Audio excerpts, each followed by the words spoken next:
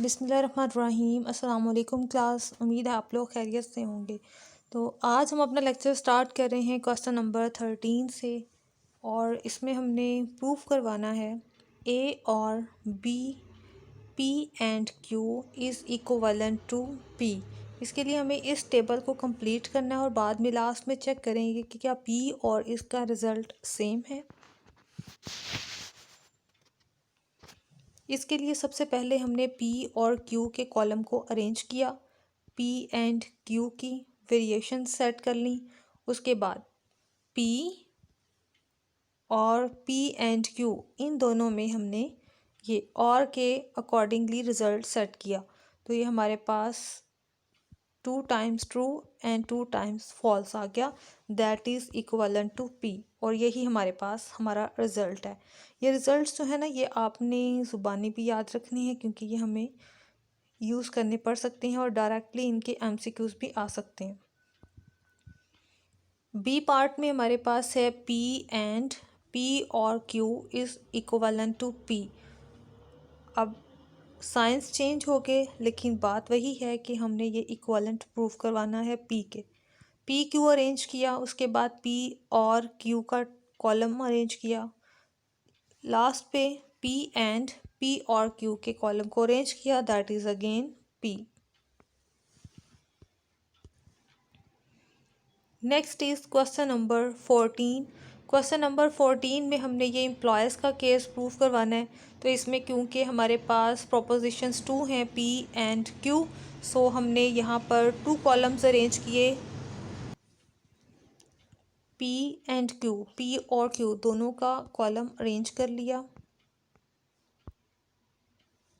इसके बाद हमें दोनों के नॉट रिज़ल्ट चाहिए, so not P not Q को अरेंज किया, P एम्प्लॉयज़ Q को अरेंज कर लिया। नॉट P की रिक्वायरमेंट भी है, नॉट Q की रिक्वायरमेंट भी है, इसलिए फर्स्टली नॉट अरेंज किए, उसके बाद अब P एम्प्लॉयज़ Q, और आफ्टर दिस नॉट P और इस एम्प्लॉयज़ केस में एंड का केस सॉल्व करेंगे।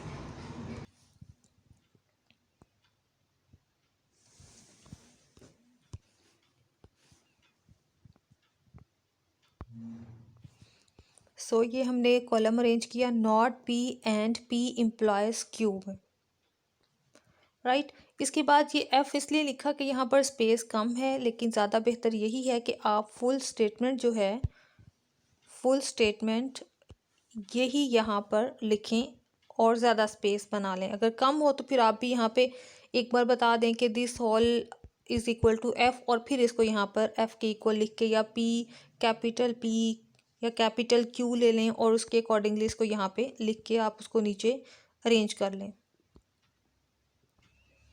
और ये F आ गया हमारे पास। अब हम चेक करेंगे कि क्या ये नॉट Q के इक्वल है। सो ये नॉट Q का कॉलम है, ये हमारे पास रिज़ल्ट है जिसे हमें इक्वलेंट चाहिए।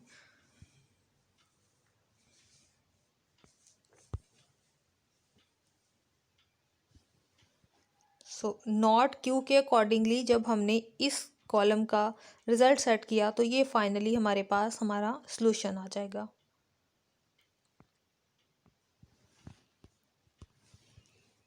Next is question number 15। Determine the result is tautology. तो क्लास इसे चाहे तो आप टेबल बना के प्रूफ करवा दें, टेबल बनाने के बाद यानी तमाम रिज़ल्ट्स ट्रू होने चाहिए, या फिर आप इसे लॉजिकली प्रूफ करवा लें। ठीक है, इसके हवाले से इसका सलूशन आपको लॉजिकली मैं प्रोवाइड करती हूँ।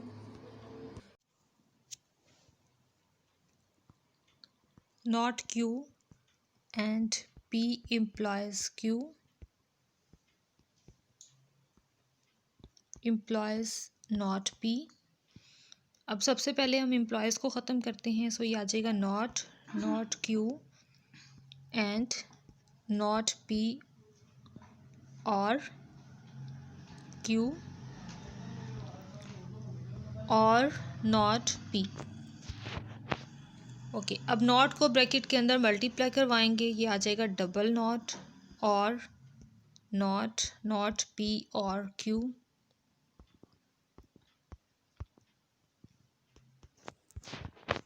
डबल नॉट आने से ये यहाँ से रिमूव हो जाएगा नॉट, और ये आ जाएगा simple Q and not Q.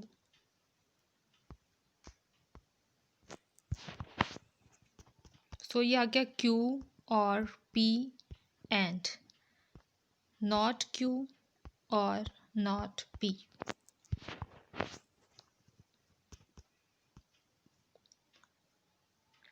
And क्योंकि कम्यूटेटिव लॉ होल्ड करता है, इसलिए हमने इस पे कम्यूटेटिव लॉ अप्लाई किया और हमारा ये रिज़ल्ट आ गया। क्यू नॉट क्यू से हमारे पास टोटोलॉजी आ जाएगी, और इसके बाद एंड पी और नॉट पी से भी ट्रू रिज़ल्ट आ जाएगा।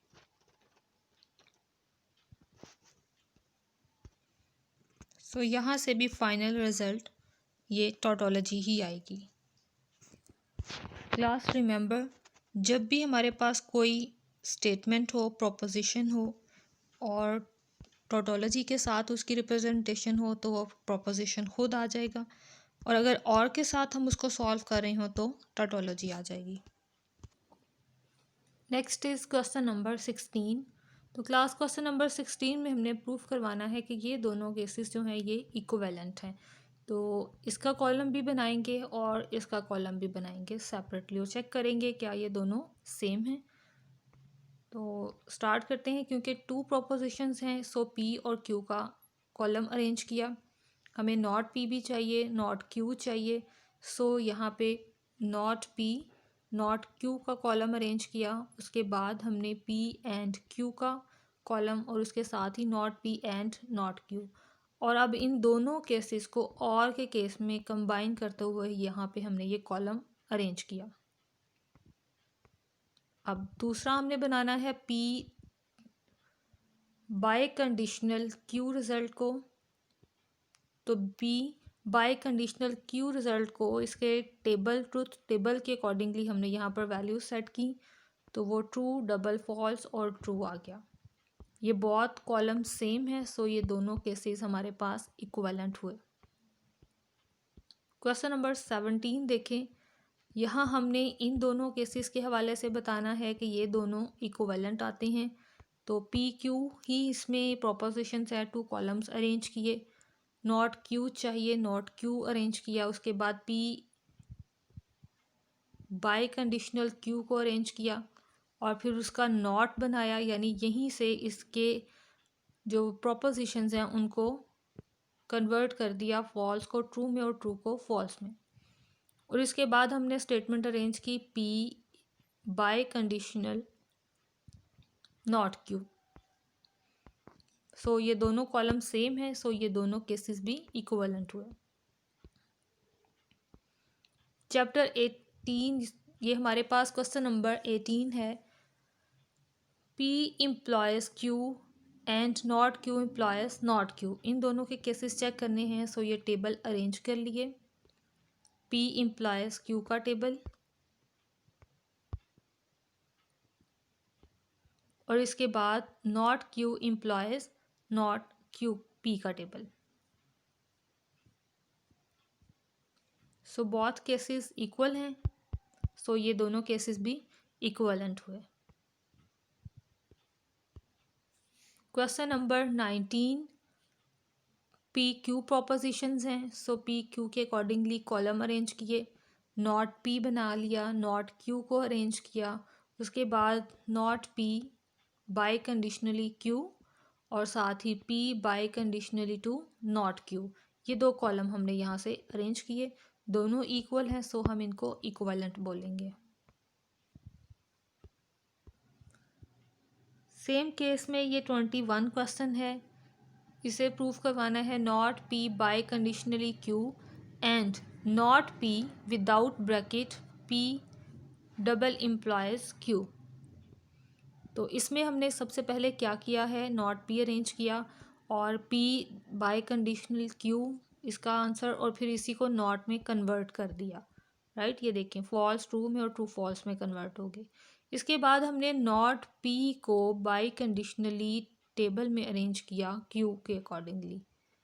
राइट, यहाँ नॉट पी को क्यू के लिए यूज़ किया गया, तो ये कॉलम बना, both are equivalent. Question number 22, हमें प्रूफ करवाना है P implies Q and P implies R, this is equivalent to P implies Q and R। P Q R के लिए यहाँ पे ये कॉलम अरेंज किया। P में ट्रू वैल्यूज़ 4 टाइम्स, Q में ट्रू वैल्यूज़ 2 टाइम और R में ट्रू वैल्यूज़ 1 टाइम अरेंज करते हुए हमने अपना ये कॉलम तीनों अरेंज कर लिए। इसके बाद P implies Q, P implies R, ये कॉलम सेट किए और साथ ही Q एंड R का कॉलम अरेंज किया।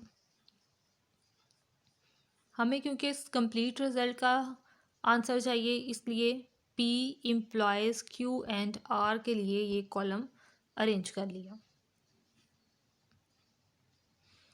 और लास्ट पे ये दोनों जो हमने कॉलम अरेंज किए हुए हैं P implies Q and P implies R, इन दोनों को एंड के अकॉर्डिंगली यहाँ पर हमने ऑर्गेनाइज कर लिया। तो चेक करें, यहाँ पर कंप्लीट कॉलम सेम आ रहे हैं, सो ये दोनों चीज़ें भी हमारे पास इक्विवेलेंट हुई। Question number 23, P Q R, यही तीन यहाँ पर यूज़ हो रहे हैं। P Q R के अकॉर्डिंगली कॉलम उसी डेफिनेशन से अरेंज कर लेंगे, जैसा कि आपको मैंने प्रीवियस लेक्चर में बताया था। इसके बाद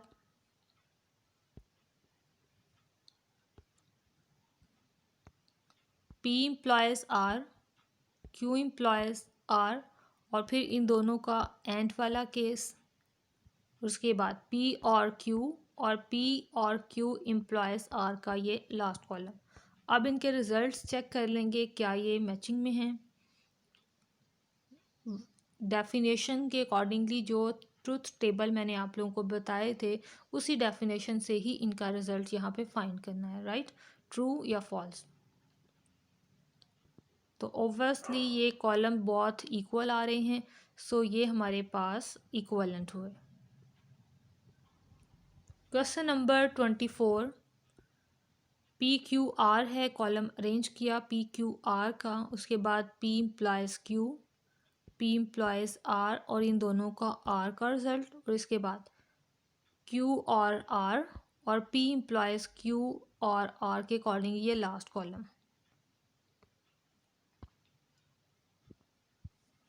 आप वैल्यूज़ चेक कर लें और नोट भी कर लें, जो कि ऑब्वियसली सेम आ रही हैं।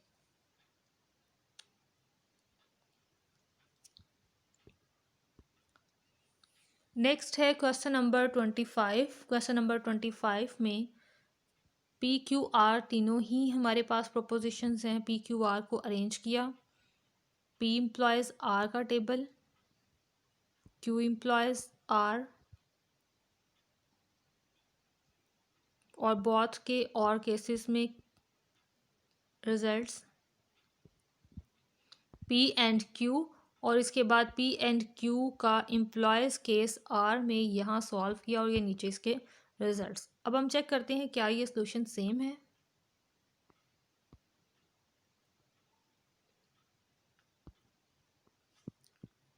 Right students,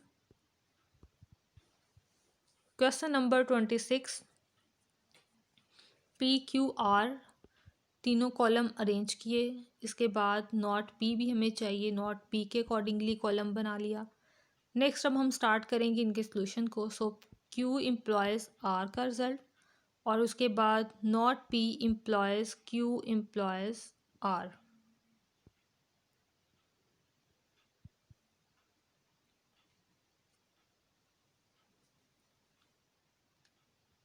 right, Q implies R। उसके बाद यहाँ पर P और R के accordingly column, the very next column is Q implies P और R।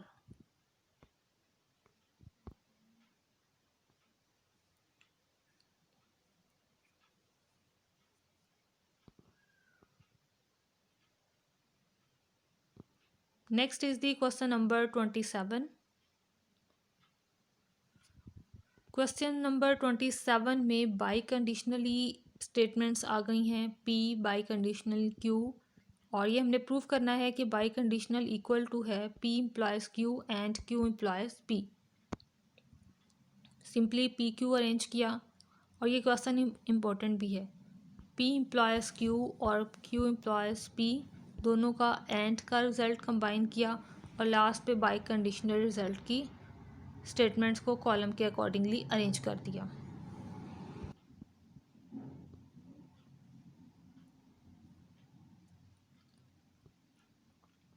Question number 28। P double implies Q is equivalent to not P double implies not Q। तो इसके accordingly P arrange किया, Q not P not Q, फिर दोनों के by conditional result P Q के, और यहाँ पर not P not Q के results. Okay class, not P and biconditionally not Q का रिजल्ट यहाँ पे हमारे पास है true, second false, third false and the fourth one is true, right. ये आप यहाँ पर इसकी वैल्यूज़ जो हैं वो नोट कर लें, और देखें ज़रा बहुत कॉलम सेम है, सो ये हमारे पास इक्वलेंट हुआ है। Question number 29।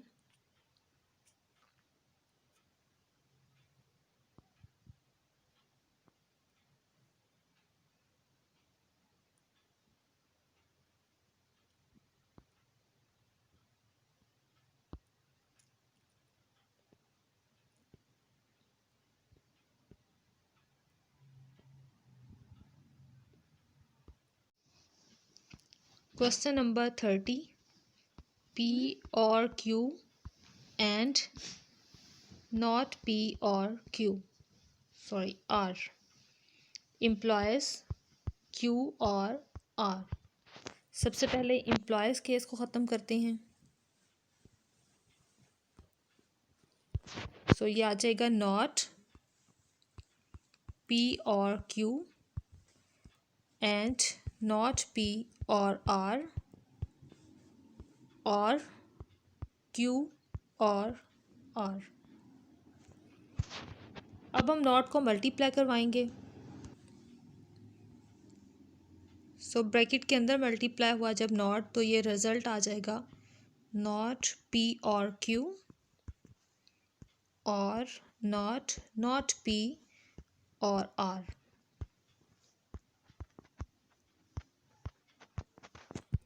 अब नॉट को स्मॉल ब्रैकेट्स के अंदर मल्टीप्लाई करवाएंगे, दैट्स क्लियर, ये बनेगा not P and not Q।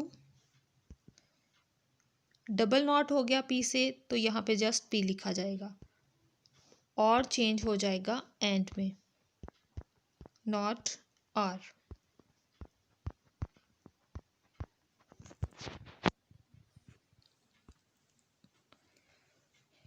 And result में कम्यूटेटिव लॉ होल्ड करता है, इसलिए नॉट P और नॉट Q की वैल्यूज़ जो हैं ये चेंज करें।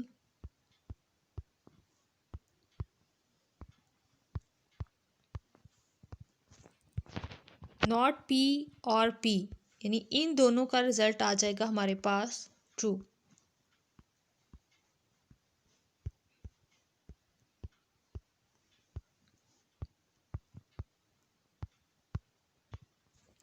और ट्रू की वैल्यू नॉट Q से सॉल्व करें चाहे नॉट R से सॉल्व करें, ये हमारे पास ख़त्म हो जाएगा। सो ब्रैकेट के अंदर रिजल्ट आ गया not Q and not R।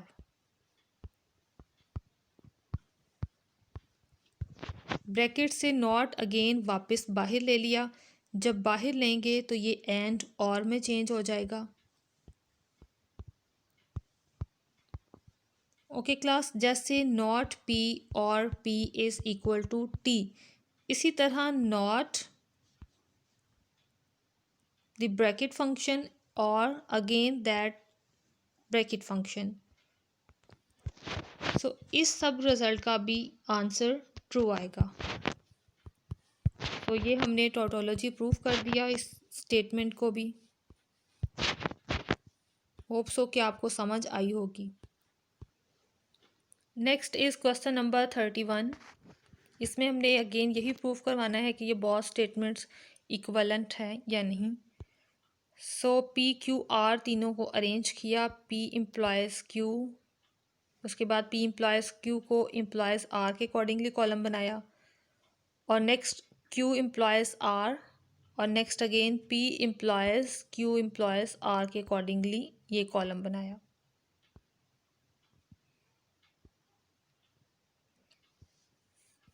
So column wise values same आने की वजह से हम कह सकते हैं कि ये हमारे पास इक्वलेंट है। इसके बाद क्वेश्चन नंबर 22।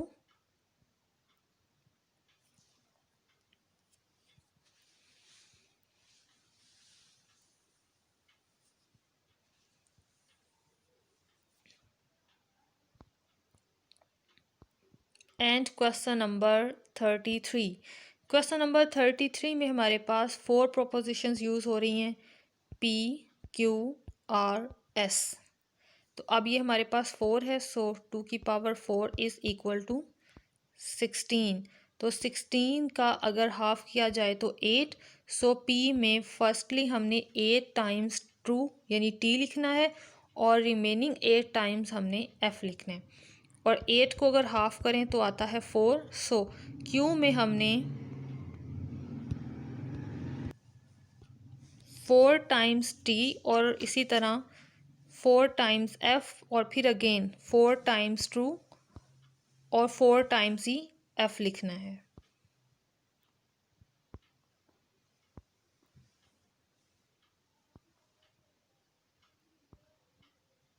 राइट, 4 का हाफ किया जाए तो हमारे पास वैल्यू आती है 2।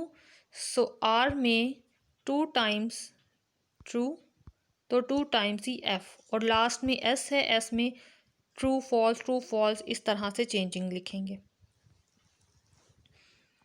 सो अब हमें जो जो रिज़ल्ट्स चाहिए वो हम रिज़ल्ट्स बनाएंगे। फर्स्टली रिज़ल्ट बना लिया पी इम्प्लॉयज़ क्यू, फिर आर इम्प्लॉयज़ एस, और फिर इन दोनों के इम्प्लॉयज़ को कंबाइन किया एम्प्लॉयज़ साइन से। इसके बाद P implies R, Q implies S, और फिर इन दोनों को भी इम्प्लॉयज़ के साइन से अरेंज किया। स्पेस शॉर्ट होने की वजह से आई टू आई इनका नाम रख के और यहाँ पे आई इम्प्लॉयज़ 2 लिख लिया। अब ये कॉलम वाइज इनकी वैल्यूज चेक करें तो वो सेम आ रही हैं। सो अगर ये सेम आएंगी दैट्स क्लियर कि ये हमारे पास इक्विवेलेंस हैं। ओके क्लास, ये हमारी एक्सरसाइज के इंपॉर्टेंट क्वेश्चंस भी कंप्लीट हुए। आप लोगों ने इनको कंप्लीट करना है, और कोई क्वेश्चन हो तो वो आपने कमेंट में पूछ लेना है।